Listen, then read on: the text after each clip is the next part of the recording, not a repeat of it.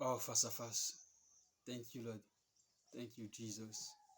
Thank you, Holy Ghost. Nous continuons notre étude intitulée Comprendre et dominer. Comprendre et dominer. Nous croyons que le Seigneur va vous bénir et que le Seigneur va vous ouvrir les choses, les yeux, en fonction des différentes choses que nous expliquons. Parce que le monde dans lequel nous sommes nous fait vivre plusieurs réalités. Nous avons besoin de comprendre certaines explications pour pouvoir prendre des dispositions. Et nous sommes dans le monde terrestre. Nous avons parlé des hôpitaux, nous allons parler de l'église.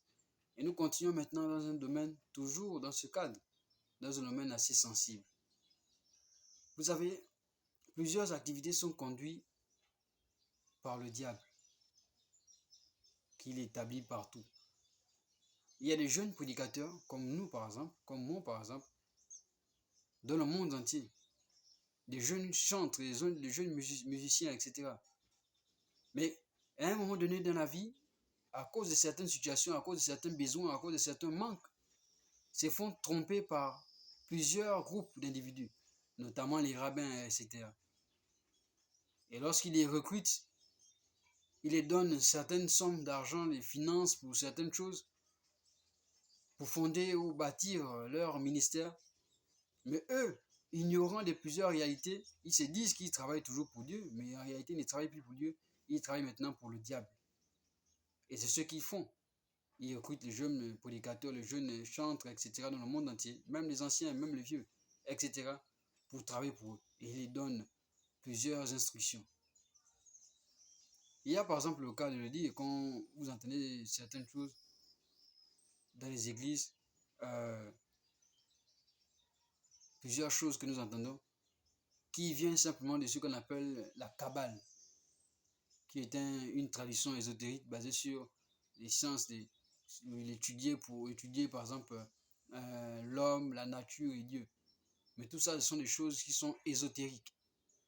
Nous allons partir prendre tout de suite dans Colossiens chapitre 2, verset 6. Nous allons prendre quelque chose de très important pour essayer de mettre en lumière ce que nous expliquons. C'est écrit ici qu'aucun homme, sous une apparence d'humilité et par un culte des anges, ne vous ravise à son gré le prix de la course, tandis qu'il s'abandonne à ses visions et qu'il est enflé d'un vain orgueil par ses pensées charnelles. Voilà ce que l'apôtre Paul nous dit ici. Et cet apôtre Paul qui est en train de nous expliquer cela ici, ou encore dénoncer, ou encore parler de ça, l'explique si bien parce que lui-même, il faisait partie de cette branche, notamment les pharisiens. Donc lorsqu'il parle du culte des anges, il sait bien de quoi il parle.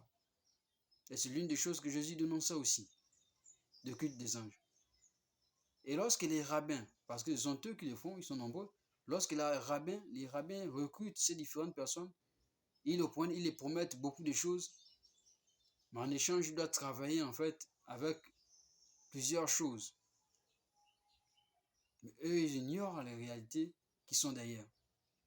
Nous allons par exemple prendre ce qu'on appelle l'initiation qu'ils font à ces différentes personnes. Ils les initient à plusieurs choses. Il y a par exemple un mot, ou encore il y a par exemple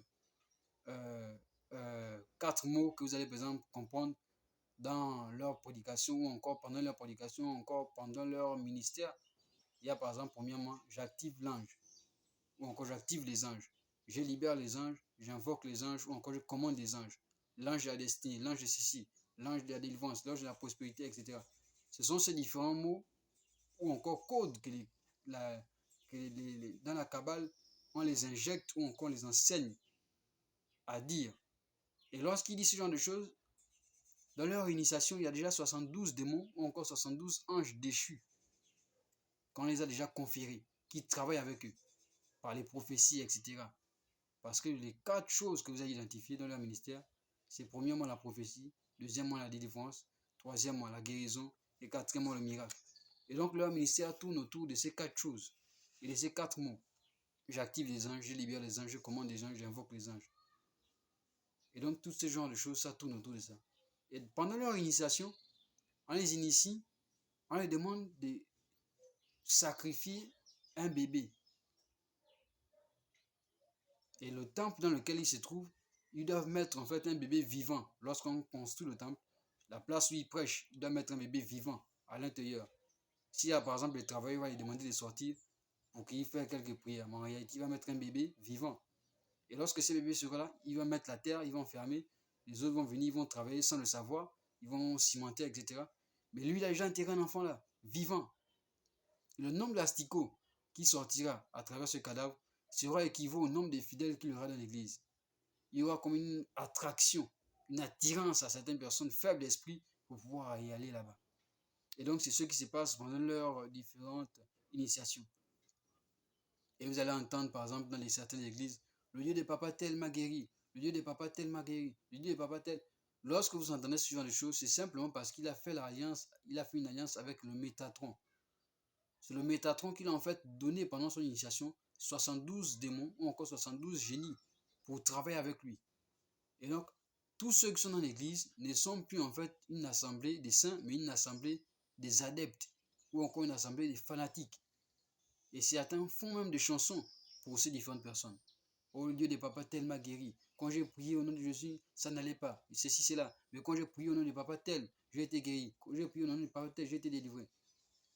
C'est simplement parce qu'il travaille avec le Métatron. Et tout ça, c'est la cabale. C'est une sorte d'envoûtement, d'ensorcellement. Et vous devez être libre et libéré de ce genre de choses, commençons d'abord par comprendre ce genre de choses. Parce que c'est ce qui se passe dans le monde entier. Dans le monde entier. Et il y a un esprit qui met à la porte, ou encore un ange déchu qui est à la porte. Et lorsque les gens entrent, ils ôtent l'intelligence de ces personnes pour qu'ils ne comprennent pas les choses qui se passent dans l'église ou encore dans ce lieu, ce temple. Et je pense que pour aujourd'hui, nous allons nous arrêter là.